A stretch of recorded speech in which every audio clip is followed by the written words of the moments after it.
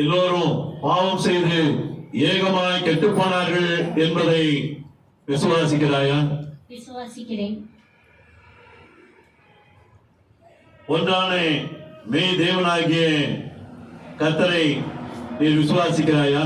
விசுவாசிக்கிறேன். அவருடைய குமாரனாகிய இயேசு கிறிஸ்து இந்த உலகத்திலே உன்னுடைய பாவம் போக்கும்படியாக அனுப்பப்பட்டு மரித்தார் என்பதை நீ விசுவாசிக்கிறாயா? விசுவாசிக்கிறேன். பிதாவின் மகிமையினாலே அவர் மரித்தோரிலிருந்து உயிரோடு எழுந்து தேவனுடைய வலது பார்சத்திலே வீற்றிருக்கிறார் என்பதை நீ விசுவாசிக்கிறீரா? விசுவாசிக்கிறேன். உம்முடைய விசுவாசத்தினுடைய அடிப்படையிலும் உம்முடைய அறிக்கையிடுகளுடைய அடிப்படையிலும்